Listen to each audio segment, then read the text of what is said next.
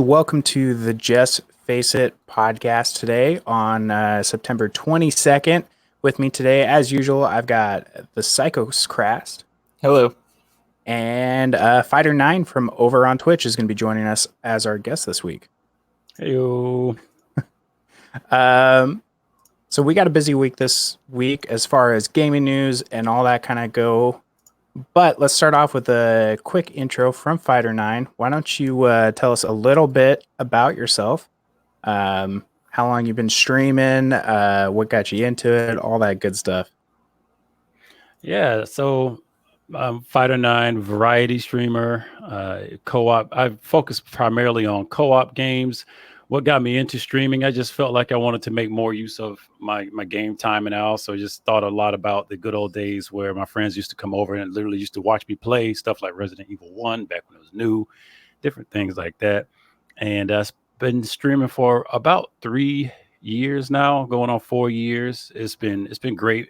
Started off streaming over multiple platforms, but it all trickled down to Twitch now. So I'm a Twitch streamer at the moment. Right on, man. Awesome. All right. So we're just going to dive into the rest of it. Like I said, we got a lot to talk about this week. Don't really have that many Facebook changes. There's a news story that we'll get into a little bit later on, but we'll save that. We have a little bit of tech news that Justin wanted to talk about. Go over quickly. Yeah. Oh, we're doing that now. All right. So the Ryzen 3 processors have been delayed. More specifically, the launch of the new Threadripper. The company that is making the 9mm processors are also the same company that makes the 9mm processors for Intel. And they have run out of materials somehow. So currently, you can still buy the 3700X. You can still buy the 3500. They're still in retail stores. However, once they're sold out, you could be waiting up to 3 months for your processor. So just keep that in mind when you're upgrading your computer. Might just be best to stick to the 2700X and the second gen Ryzen's for now. That's it. Awesome. All right, so let's dive straight into the rest of the news. Like I said, there's a lot that went on this week. So we'll try not to dwell on one thing for too long or go on any crazy, pointless rants. First one's pretty quick though. Xbox announced some new games coming out this week. As part of their Game Pass, they're going to be adding Jump Force, Bloodstained, Bad North Yota Edition, Dirt Rally 2.0, and Lego Worlds later this month. Lots of new games. I think we've talked in the show in the past how much we love Game Pass. Yeah, if you're wanting to try new games a little bit on the broke side, $10 ain't too bad for. What are they up to now? I think 150 games. Yeah, and currently right now they're running a promotion. You get your first 2 months of Game Pass Ultimate for $2. Yes. So if you're wanting to try the new Gears of War or Gears 5, at least I know what I did. They have a sale for $2 for 2 months for their Ultimate Pass. That gets you Xbox Live, Game Pass on Xbox, and Game Pass on PC. It's not a bad deal. Have you used Game Pass, or do you use it, FIghterNine? I do, and I got it right as Gears 5 came out. I've had it for a few years, and then I updated it to the Ultimate, as a Game Pass Ultimate, I think. And yeah, I was looking for Gears, I was like, man, I'm gonna get this Gears. I'm just gonna throw it on the credit card. And I was like, holy crap, $2. Okay, so I went ahead and got the $2 Game Pass for the 2 months, and I was pretty excited about it. And this as a service, I think is pretty awesome. Yeah, I'm enjoying it thoroughly. I've had Game Pass. I kind of did it off and on for a long time, but I've kept it now.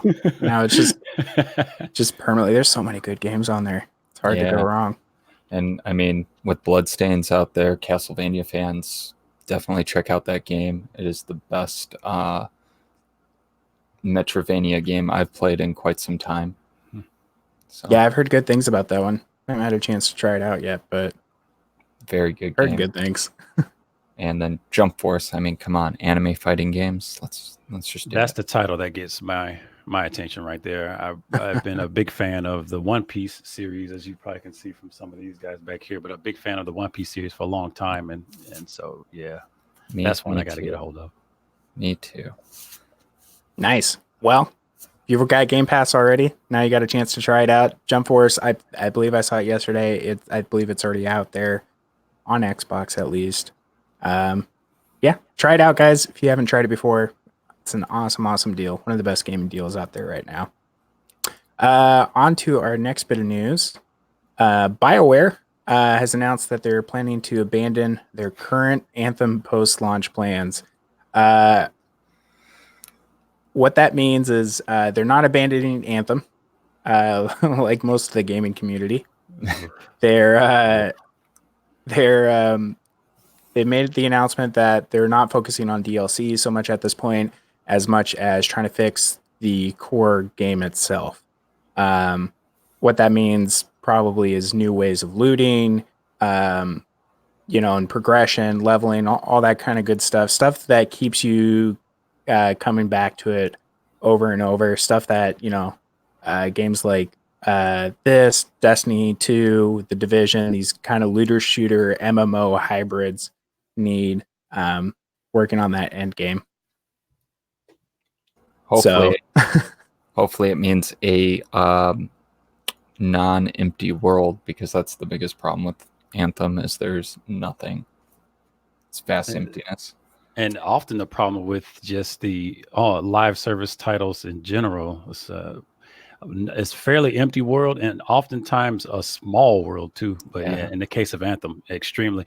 I did a video on it, just kind of talking about why is the game so bad, and during the course of that, just mentioned it's got like three enemy types in it. That's about it. Yeah, encounters are seldom, and when you do encounter them, the fights are fun, but it lasts so short that it doesn't feel worth it. Yeah, I mean, I hope they fix it. It's got such a cool. BioWare's got a special place in my heart, and they've had a rough couple years. I want them to succeed. I hope they can turn this around. The actual, like, I enjoyed the actual like gameplay, the like shooting and all that kind of stuff. Flying feels great. I mean, it's got a really cool idea around it. They just need to execute it better. Yeah, that worked great. Like, the world was gorgeous, even though it was small. I thought it looked beautiful. I could agree. It was just, there was little nuggets in there that were good. So I don't know. Hopefully they can turn it around. I guess we'll find out. At least they're not giving up on it. It sounds like. That's true. Not completely. They're working to try and turn things around, which, maybe they will. There's been games, you look at No Man's Sky, right? Yep. Awful launch, and now it's absolutely loved. It's wonderful. I love it. That's absolutely one of the primary, call tos with that whole kind of just wait and see, hopeful mindset. Absolutely. Yeah. And kind of bringing it back to the Game Pass we were talking about earlier, EA has their own thing, their Origin Access. It's that same sort of thing, and show you guys the value of these. I didn't end up paying for Anthem. I paid their $10 to try it out, and even though the game was rough, I don't feel like I lost money. That's the great thing about those Game Pass Origin stuff. I dropped like $100 and something odd dollars for the Game Pass for the Origin thing, just because I wanted that whole experience. I did it for a year, because there are a lot of good titles in there. Battlefield 5, the Battlefront, Star Wars Battlefront. I do play those titles, so I felt like I was getting a super big value just to go and try out Anthem. And so I never actually purchased Anthem. I did try out, but I don't feel bad about it because I feel like I got a great deal with just the pass itself. Yep. Yeah, exactly. I did the same thing. So On to our next story. Fans of the video game fans of the show Narcos on Netflix will probably be happy. Apparently, they're making a video game based off of Pablo Escobar's life, which is what the show revolves around. It's supposed to be a tactical strategy style game where you either take the side of the Mexican cartel and try to expand your drug empire, or you play as the DEA trying to bring it down. It's not what I was expecting for a game announcement, but it's not surprising. Narcos has a huge following. I think I watched the first season. It was really good. So it's not surprising Netflix is trying to squeeze all the money they can out of it by jumping into the video game business as well. I don't know. Yeah. Now for them to bring out some kind of Telltale game or something for Mindhunter. Good to go. Maybe one day they'll make a video game based off the Witcher series that they're making. Yeah. If only there was something like that out there. Yeah. And the one where they don't use Henry Cavill and they actually use Mads Mikkelsen. That'd be great. Maybe they'll make a book series off of it. It'd be fantastic. That would be cool. I'd read a whole set of novels based off their Witcher series. That'd be amazing. Oh, and a card game. We need a card game. But that'll Several never card happen. No. It's on Game Pass. Apex Legends has a new hero that they've officially announced. A new hero named Crypto. Apparently is a hacker style character who's going to be coming soon. They haven't detailed what his powers are going to be. Getting very like Sombra vibes from Overwatch from him. Apparently he shows up randomly around the map as you're playing, but if you try to get close to him, he just takes off running and you can't catch him. That's an interesting way to shadow upcoming characters. Yeah, kind of a fun little Easter egg. I'd be a little, I don't know, unnerved if I saw an NPC in a battle royale. And then he takes off looking for Bitcoin. Yeah. He's a loot goblin. Get him. His very JC Denton-ish jacket. Yeah. Yeah. Yeah, it's I don't know. Awesome. New heroes are always good. Yes, indeed. We knew that was coming. That's good news. Yep. Yeah, knew they weren't gonna stop doing that anytime soon. Stop adding new heroes. This one's a little bit offbeat to what we normally talk about. It's not necessarily video game news, but it can still impact your video games sometime in the future. SpaceX, which for those of you who don't know, is a privately owned space exploration company owned and started by Elon Musk. Apparently, they've started up an internet service called Starlink, which they are launching a whole bunch of satellites, internet satellites, up into orbit to basically try and set up their internet service. The reason this is so significant is, well, as most people will know, wherever you live, there's only pretty much two internet providers. Most places, there's the good one, and then there's the not so good one. Everybody I've talked to across the U.S., that tends to be the case. A new big one like this can make a real big difference. A lot of the other internet providers, their satellites have been up there for a long time now, using older parts. They tend to orbit at about 20,000 feet. Starlink is launching about 20 times as many satellites as these other internet providers. And instead of having them orbit at 20,000 feet, they're going to be about 5,000 feet. So it's going to be bringing it in a lot closer with a lot more of them, with the plan to create cheaper internet That's significantly better. I'm really interested in this actually because I'm so tired of my internet provider. Be nice to have some competition for sure. In the Chicago area, we have Comcast and we have Spectrum, and depending on where you live in Chicago, you can only get one or the other. I'm forced to deal with Spectrum, which is great because I love monthly internet drops and speed throttling. That's my favorite. So we were hoping to get Google Fiber in Chicago. That never happened. So this will be my next silver lining at the end of my internet tunnel. Yeah, it's interesting. I'm always a big fan. I've said it before. I'm always a big fan of competition. Competition leads to innovation. It's always good. It has these companies fighting each other for your money, which you're paying for anyways. So why not get better product for cheaper prices, which is what this ultimately leads to.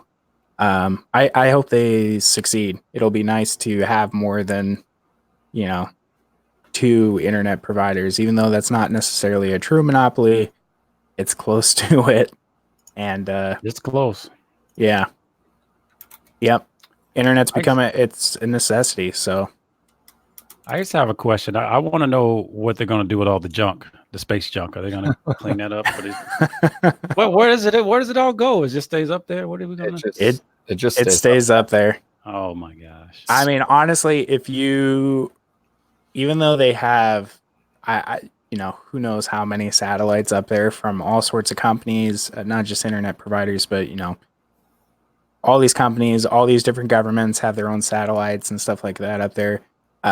It's still, if you were to look at Earth from way out there, you're not going to see them.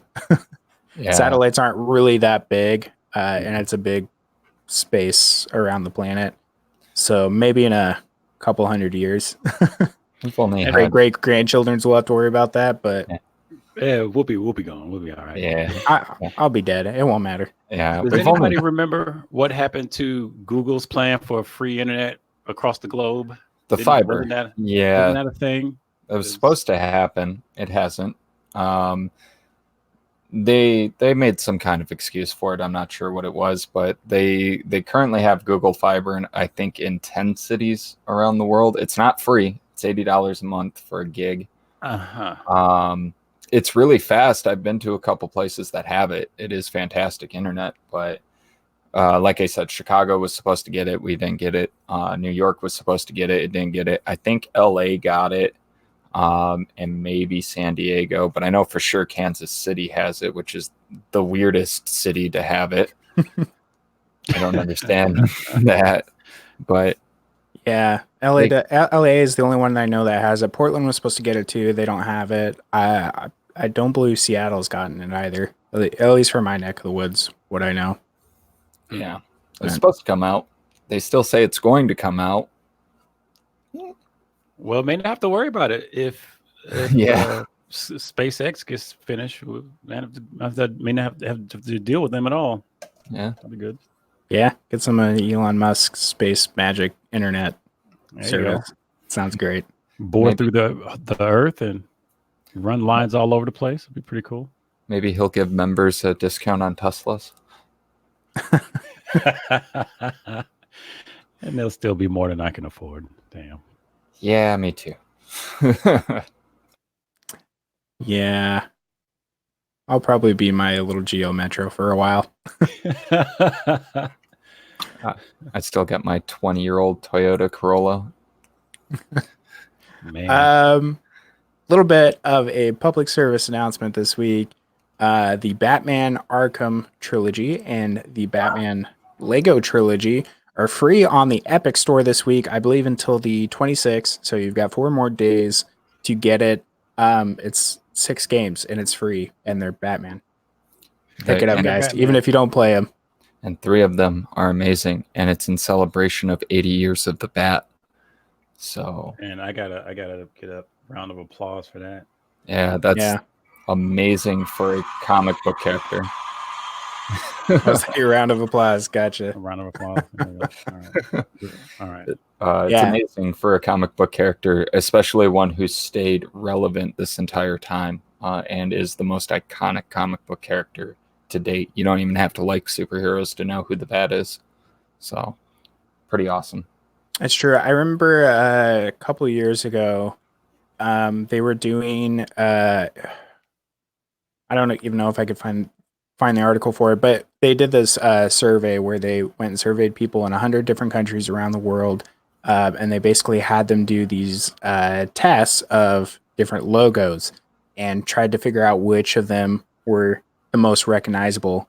And I remember the top three. In third place was the McDonald's logo. Second was Batman, and then the first was Superman. Wow. So bravo DC Comics, two of the top three, and it's not even fast food or cars or anything like that. While you still struggle with making quality films, I was just gonna say the same thing. While your films hurt, your comics are awesome. I gotta give them one thing: their live action films hurt. However, their animated films are top notch. So good, so good. If we can, have you guys had a chance to see their series on the web series stuff? The live action web series stuff? Like Titans? Yeah, the Titans. Yeah, Titans project. is good. Okay. I was surprised by it. I went into it expecting to hate it, and better than I thought. Yeah, Titans is good. Arrow is good. The Flash is good. If only we can get those that kind of quality in their actual live action films, and stop using Zack Snyder for everything. Well, we'll be golden. Arrow and Flash are good if you like teen drama. I just want to put that qualifier there. There's a little bit. At least they stay a little true to the source material. If you read some Flash and Arrow, you just got to deal with a lot of love triangles. That's all. That's the comics. Teen Titans was good. That's CW. That's CW more than anything else. They're not good love triangles. No. We need Black Canary in there. The Bungie has come out and laid out not in full detail, but they've said that they've got a 5-year plan for Destiny 2. So some people were expecting Destiny 3 to come out sometime in the next year or two. Don't expect that for a while.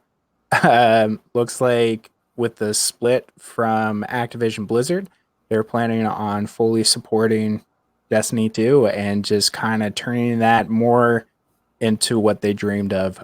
They've already come out a few times and said they're going to be leaning more heavily into MMORPG aspects of it, starting with the release of Shadowkeep, which I believe comes out October 10th. So at least the beginning of October.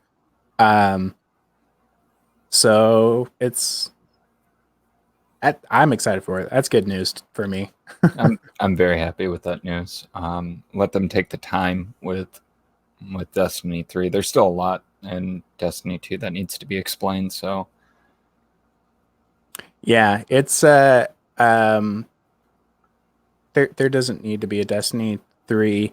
2 needed to come out just because the first Destiny released on right in the middle. Yeah, it was on last gen and current gen consoles, and that's really what held it up because they couldn't do stuff. I remember their last bit of DLC with Destiny 1. It didn't come out for last gen. If you were on 360 or PS3, you weren't able to buy the last bit of DLC for Destiny 1, just because they decided to move on. There was some stuff that the last gen consoles were holding back the game, so it made sense they had to move on with that. As I think now consoles are getting more closely related to computers, and we're getting these smaller iterations, I don't think it's much of a big deal to just kind of keep the name Destiny 2. You don't need another full release. Right. And they've been doing that with games forever. Look at World of Warcraft, and even Grand Theft Auto 5 does that with their, not monthly, but every few months they put out a new DLC for the free DLC for the online. So computer players are more used to it than console players, but I don't even know what they would do with the Destiny 3. Like, I don't know what innovations they can do. Graphically, the game's beautiful. It doesn't need an update. Yeah. It's better this way, console players. Just trust us. It's better. Just deal with it. There's a reason we're PC Master Race. They also went on to go and explain a little bit more about how seasons are going to change. They're not going to be just these kind of random bits of DLC that'll come out.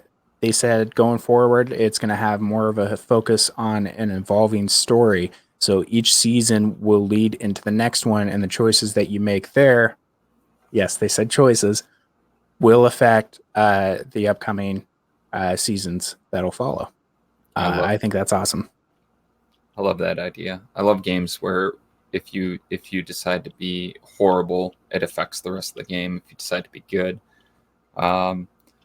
let's face it, like Dragon Age, I was never a good guy. I was awful in those games. Fable, I was never a good guy. I was awful in those games. Knights of the Old Republic, I was never a good guy because I love my Sith. I was awful in those games. What about Jade Empire? Jade Empire, I was good. You were good in Jade Empire, man. Yeah, I was good in Jade Empire. But when I played Jade Empire, that was original Xbox, I was still young Justin. I hadn't hit my angst yet, and that was before I was dyeing my hair all these weird colors. So I always play evil. Go. Oh my. It's so fun. I mean, I think of Mass Effect 2 when you're questioning a guy. That's probably one of my favorite moments. You're questioning a guy, and then it gives you one of the rogue actions that you got to hit really quick.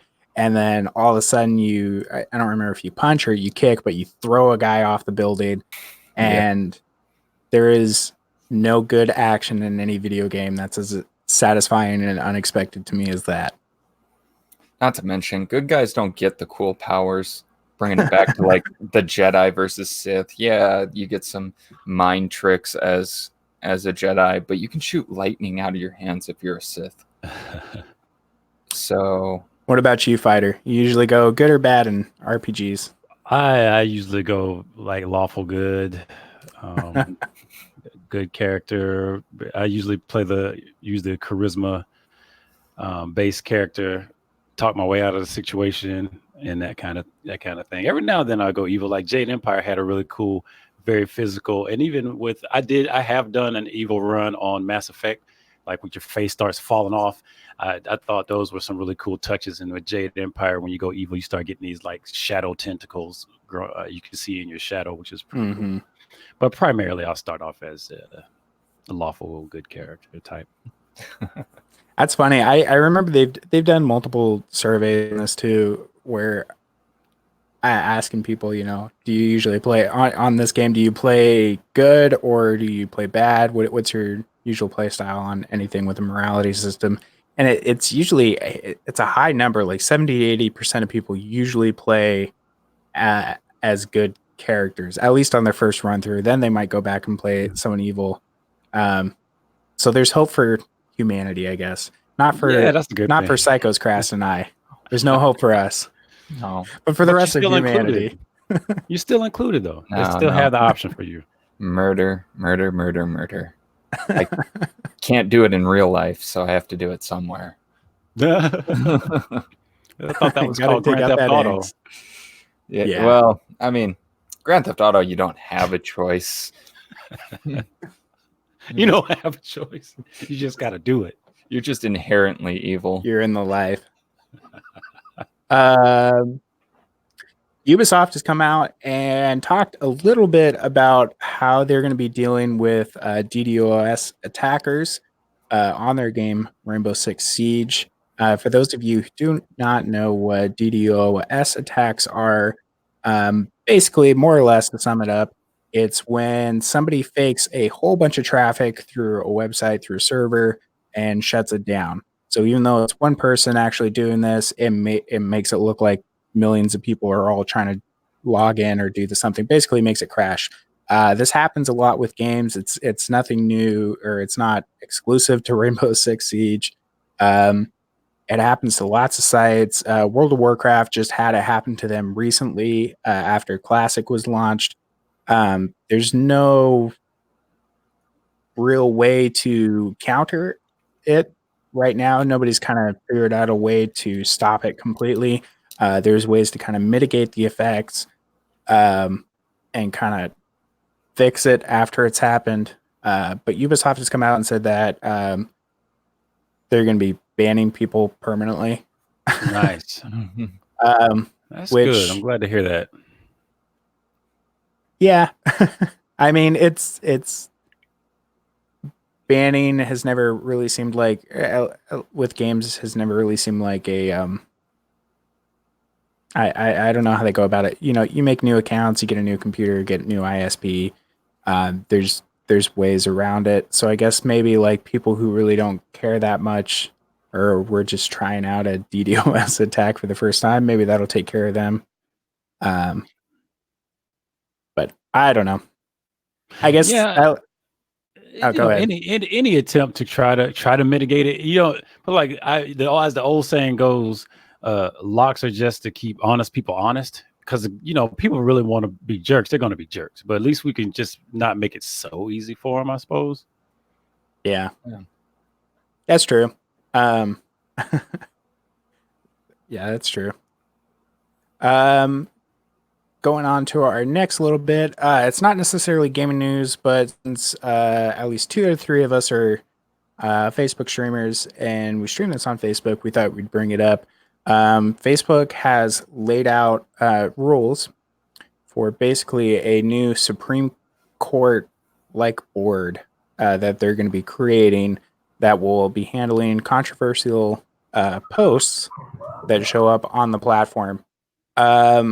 Interesting. So basically, they're setting up this board of people that will switch out every so often. That Facebook will pay them to do this. This will just be their job, and it'll be their job to sit there and review stuff that's been flagged, that's gotten the red flag. This is kind of their way to keep the any of the governments from forcing any oversight on them. It kind of reminds me a lot of back in the 90s when Mortal Kombat came out and the U.S. Congress was in an uproar about graphic content in video games and that kind of stuff. And they were getting ready to impose oversight over the industry. And the industry came out and said, no, we'll handle it. And that's where they came out with the ESRB ratings. That's all put together. That's a video game industry thing that actually gives out those ratings. It's not done by the government. It's not done by anybody else. The movie industry has done the same thing too, even decades before that. It's same sort of kind of process. Yeah, it's to protect them and to protect people who, stream to Facebook or are vloggers on Facebook. Anybody who gets paid by Facebook. YouTube does the same thing, although YouTube's a little more extreme with theirs. But it just makes sense in this day and age. Because if the government gets a hold of it, and I mean, nothing against our government, but it won't be a fun place to be for anybody, quite honestly. Imagine Mortal Kombat. Every time you decapitate somebody, confetti comes out. Like that's basically what they were going against in the 90s. And so, I mean, now we got games like Gears of War because the ESRB system. So let's keep the internet free, people. And House Party. Mm-hmm. Not sure if you've seen that one, but oh, I know all about House Party. Yeah, I mean, it makes sense why they do that. Like the video game industry, like the movie industry, it's a lot easier to censor yourself rather than have somebody else censor yourself. Yep. GameStop has come out, their new CEO, CFO, with a plan on how they're going to repair the company's decimated stock price and hopefully kind of turn around the company. GameStop's kind of been in a limbo right now. Reading through the interview myself, I didn't really see much of a plan described on what they're going to do. They're right now they are redesigning some of their stores. Some stores are going to be dedicated more towards esports. Some are going to be dedicated more towards retro gaming. And they're closing down a whole bunch of locations in areas that are densely populated with stores. New York City had a whole bunch shut down, which is smart. It's unfortunate for the people who are working there. My heart goes out to them. It's awful getting laid off like that. But for the company to turn it around, it doesn't make sense, having 3 GameStops on one block. That's just losing them money. But they didn't really outline how they're planning to turn around. They were reassuring investors that they're going to be turning around the stock. They have a plan to do it. And the company's still going to be, they're not going to be hurting too bad this year. They're not going to go bankrupt anytime soon. I don't know. Your guys' thoughts? Let's travel back to the early 2000s to a little company called Blockbuster. I know a lot of people haven't heard of this company, but they said similar things, and now there's one in Alaska. I don't know, with the modern age and everything being digital, most people prefer buying digital than physical. I really don't know how GameStop is actually going to handle this, especially with Steam was saying that there's going to be ways to trade in your old games now, and a few other sites are going to be doing the same thing with digital games, and there's already platforms like CD Keys and G2A, stuff like that, to sell your old CD keys. I don't have high hopes for GameStop. Retro gaming is cool, but it's a very small portion of people that would actually go and do that. And not to mention, if you're a retro game collector, it's expensive. You're not going to want to go to a company that already does a markup on top of what the game is worth and buy, let's say, Conker's Bad Fur Day, which in box can go as high as $600, pay $800 in a store to get it. I don't see them lasting very long, even with their new CEO and their plan, whatever that was. I couldn't glean anything from it either. The plan, not plan. Yeah, the plan, not plan. The plan is we're hoping we're not going to go bankrupt in the next 3 years. So, and they've been trying and a lot of different things. They even had their own video game portal. Y'all remember that? They had the video game portal. I forgot what it was called exactly. It's been so long. That thing died an unknown death. It was no fanfare at all. I had Guild Wars 2 on that, which I almost lost it, actually, my old Guild Wars 2 account, because I didn't know that they shut down until it was too late. Yeah, I mean, when last holiday season, a company that doesn't specialize in video games, Best Buy, sells more video games than your company that does specialize in video games, you know there's something wrong. Yeah. So, I mean, they've been trying things for a few years. Like they bought out Think Geek and tried moving more towards that way, collectibles, that kind of stuff. They tried moving more towards retro gaming. I think they have to do something extremely drastic. And by extremely drastic, I mean, I think they have to move away from retail. Yeah.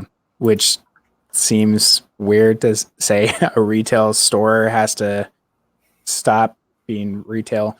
But I don't know. I always thought it would be cool if if I was put in charge of it, I would look at a way of capitalizing it as an esports kind of thing. And I don't mean large scale esports. I mean more like AAA, right? Like you get different ones set up in major cities, and you get these little arenas built where people from that state can go there and check out these local tournaments and this kind of stuff, where the winners start getting looked at for the big league teams. I always thought that would be really awesome, because anytime I see like a big, living where I live, anytime I see big esports championships, tournaments, and anything like that, they're really far away from me. Most of them are down in LA, which I mean isn't crazy far, but it's a long drive, or not the easiest flight, especially to get hotel rooms and all that kind of stuff. But if I had one even up in Seattle, which is 2 hours away from me, that would be a lot easier. You go hop on the bus and ride it up there and then come back in the same day. I always thought that would be kind of cool. But yeah, I think they got to do something. They got to move away from retail stores. Retail stores in general are just kind of, fortunately, I think, are dying out with everyone's buying digital, or they're buying through Amazon. Yeah, that is a great idea. That is a great idea. Like some kind of tourney hub or show center for that, and or they could just throw in like a coffee, a couple baristas in the store, Put their own GameStop coffee brand. It's called Turbo Fuel. They need to set up little game stations so we can play Xbox, play PS4, and then they have masseuses come and give us massages. Yeah. And just playing there while we're on our stomachs. Little acupuncture. There we go. A high scale internet cafe like Korea or Japan. I mean, those kill over there. So yeah, there you go. Get your hair cut while you're playing games. You just kind of sit in the chair, and they move the chair around to all the different, haircut, nails done, all that kind of stuff. Yeah, no, I like the tournament idea. It does really well here in Chicago. It does really well in LA, New York. It does really well. Like if the three major cities in the U.S. Can sell out an entire. So we have a little club downtown in Chicago that's normally done for like concerts, but they had a tournament there a few months ago and it was completely sold out. And it was the first time the club had been sold out in a couple years. So there's definitely a market for it. Why not Seattle? Why not Portland? There's definitely enough people in Portland for that to happen. You guys have what, 600,000? City limits or metro area? Metro area. It's like 600,000, right? Oh, it's more than that. Okay. I think last I checked, Portland metro area is 2.5 million. Oh wow, you guys are catching up to us. Everybody's moving up from California, and then Seattle's, I think, about 30 to 50% bigger right now. We have, just in our city limits, we have 2.7 million people. If you count all the suburbs of Chicago, that's too many people. Wow. So it's a lot. It's it's the reason why I don't try driving across town anymore. It's too many people anymore. 90% of us don't even drive here, so it's fine. For PC users, you'll be happy to know the Big Steam library update is available to everyone today. Why am I showing this? I can show my actual Steam library so you can see for yourself. There you go. It's available in beta, so you'd have to actually have to go into your settings on Steam, the software settings, and opt into their beta program. But it looks much different. You've got all these different, it's more Xbox feeling, kind of, with all these different tiles and that kind of stuff. You can make, they call them shelves or collections, where you can say you want to put all your FPS games in here, all your strategy games in here. You can kind of sort and organize things a little bit better. I'm enjoying the update so far. It's cool, and I like how it shows you recently played. It's kind of got your recently played list there, like you're watching Netflix. So far, I don't hate it. And if you notice, it's taking on that big picture kind of. It's like the big picture starting to integrate a little bit more into the Steam store page a little bit. Yeah. I like it. It's sleek. It's nice. It's modern. It's about time. It's about time. Yeah, it's just one of those things where it's not necessarily like game changing on functionality, but it's been a while since we've had a kind of update on the look. Um, it was needed. Yeah, that's about all there is on that. Our next little bit of news, Mixer. Even though none of us here are streaming on Mixer, they've kind of pulled an interesting move this week. They're adding advertisements to the platform, like Twitch has done, where it shows up at the beginning of your stream. But they're not sharing the ads with partners, which is a little bit different than what Twitch does, or even what Facebook does. They're keeping the revenue for themselves. If you are not a subscriber, I believe, but if you're part of I forget what their pro member you are, which is their monthly subscription, you won't see any ads show up. But for everyone else, you still will. That doesn't really make a whole lot of sense to me. I mean, it makes sense for them. Yeah, well, yeah. I think it's a great idea if I want all the money. Right? I think what it is I think they are planning on implementing a ad revenue sharing system like Twitch has, like Facebook has, but I think they are first, getting everything in order before they lay out the plan to start sharing revenue. I agree with you on that one. Yeah, because I think it would be silly. I mean, Phil Spencer, Microsoft, they're not dumb. they're very smart, probably smarter than any of us here. It's the reason why they make so much money. They're not gonna put in ads and then that's just going to be it. They're not going to share the money with anybody else. That doesn't make sense as far as competition goes. I think at some point in the future here, we already know that Mixer is working to kind of revamp their partner system. They're talking about they said they're going to be adding an affiliate program similar to what Twitch has, which has been missing for Mixer for a long while. So I think at the same time they detail out the requirements and the benefits of their affiliate program. At the same time, they're going to say, "Oh, and partners get ad revenue." That's my guess, anyways. I think they should just send all the money to me. That would be nice. Just me specifically. I need a new house. That would be nice. That's not a bad way to go about it. Exactly. Just, Justin, I'm not going to say my last name, Chicago, Illinois. I'm not going to give my address either. Just give me the money. And I have a P.O. box. You can route that through just to make sure everything is signed correctly and that the correct amounts, just to double check it. Just PayPal me.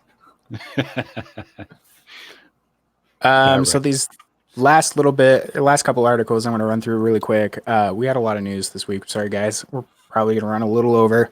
Nintendo has announced that they're selling wireless SNES controllers for the Switch. They're available to buy. You do have to be a online member, though. Weird. This still makes me happy. Well, they did that last year with their NES controllers. They sold wireless NES controllers, and you had to be an online member as well. I didn't buy any. I forgot to grab mine. I was going to grab mine and show. I'm a Nintendo fanboy. I always have been. I always will. The Super Nintendo was my first console. This makes me so happy. I'm already an online member. I'm going to buy this and I'm going to play Link's Awakening with it, and it's going to feel great and be amazing, although I already beat Link's Awakening, so now I have to go through a second run. So they're not a bad deal. They're normally the Switch controllers, the Joy-Cons are $60. They're selling the SNES controllers for $30 a piece, which isn't that bad. And honestly, the Nintendo Switch Online, even though I don't play my Switch that often anymore, I still picked it up. It's like $20 for the whole year, so it's not terribly expensive. And then our last little bit of news was Gears 5, which came out a little while ago, has broke 3 million players. It's an awesome success story for Game Pass. It's not super surprising because everyone I know has picked up Gears 5, even if they never really played the previous games. It's pretty awesome, though. So I'm glad to hear it. Glad to hear it for Game Pass, and glad to hear it for Gears 5. I second that. If you haven't played it yet, go play it. It's amazing. Yeah. I managed to run some rounds of the escape mode last night and the horde mode. Horde mode is, I think Gears has the horde mode, right? Who else has a horde mode as good as Gears? I don't know. As good as Gears? Not quite the same. Yeah. Well, they don't have it quite in the same aspects too, with the building and all that kind of stuff. Not quite. And the amount of rounds you have to survive, and yeah. So running through this next little bit, some of the upcoming games this week. We'll run through this pretty quickly. We've got the Game of Thrones Beyond the Wall coming out to iOS and Android. If you're a mobile fan, got that to check out if you're a Game of Thrones fan as well. Cat Quest 2 is going to be coming out on PS4, Xbox One, Switch, and PC on September 24th. I'm not sure what that one is. Contra Rogue Corps is going to be coming out to PS4, Xbox One, and Switch on the 24th as well. Been a while since we've had a Contra game. The Surge 2 is going to be coming out on PS4, Xbox One, and PC on the 24th as well. Then we're going to be having Mario Kart Tour come out on iOS and Android on the 25th. It'll be, I might have to check that out. It's going to be interesting playing a Mario Kart on mobile. Yeah.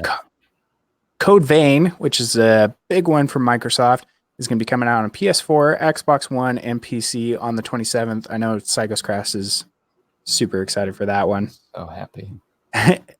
Dragon Quest, what's that? 11S is going to be coming out for the Switch on September 27th. And then we've got FIFA 20 coming out on the PS4, Xbox One, and PC on the 27th as well. And with that, we are going to dive into our roundtable question. So, question this week is, if you had to pick 3 fictional characters to survive a Left 4 Dead style apocalypse, who would you choose? So you're going to be basically running through I'm not saying playing the video game with you, like you're in the zombie apocalypse right now. You got to have 3 of them to have your back, like in Left 4 Dead, and same kind of zombies as there. Which 3 fictional characters would you choose to have your back? Any fictional character. Any fictional character. As long as they're not real, you're good. Geralt of Rivia, because, I mean, why not? Master Chief. I mean, he fights the Flood. That's basically zombies. I had, Dante from Devil May Cry. Ooh, interesting. He could take like 12 swords to him and just walk through them, and he knows how to shoot a gun. Very nice. What about you, Fighter? Well, the Punisher, because he can lay waste to lots of people. There you go. And then Bayonetta, just so I can look at her. and then I'm just going to cheat and go with Reed Richards' son. I forgot his name off the top of my head, but I'm just going to cheat because then he could just take me to a better place. Nice. I don't know. I have so many answers for this. I'd probably pick Daryl from Walking Dead. It's right in there. Fits. He's awesome. He's proved himself. Yeah. Yeah. There's no tryouts for him. I would pick Coach from Left 4 Dead. I always had a special place in my heart for Coach. And then probably Kirby. Oh. He'll just swallow them all up. It'll be good. There you go. Yeah. Just set him right at the front door. Just we'll just hang in the back, drinking coffee. Kirby's just gonna stand guard. What if he becomes a zombie for because he takes on everything. How would that work? But then he's my zombie. But he'll swallow you because then he's just hungry. Okay, I'm sorry. I couldn't think of a third one. It's just the first thing that popped in my head. That's a great one, because now that begs the question: what happens once you're consumed by Kirby? Where do you go? What's in there? It's just cheesecake and forever in the ether, just floating through time and space. But if you become a part of Kirby, Kirby takes your powers. Do you see everything Kirby sees? Right. Is it fluffy in there? Does it feel like fluff? Seems like it would be comfortable. Yeah. Laying back on the clouds. I don't know. All right. Going on to our next segment, we have our rapid fire questions for FIghterNine. Are you ready, sir? Pickles. All right. In this segment, we like to ask our guest a whole bunch of random questions and as quickly as possible, and you need to answer as quickly as possible. If you don't, you answer correctly, you're going to be kicked off the island. Are you ready? Go. All right. First question. Best weapon in the zombie apocalypse? Shotgun. Who played the best Batman? Bruce Wayne. Superpower you desire most? Teleportation. Xbox or PS4 controller? PS4. Drowning or burning to death? Drowning. Justin? The answer to the best Batman was Michael Keaton, by the way. Yes, Michael Keaton. I agree. First question. Tacos?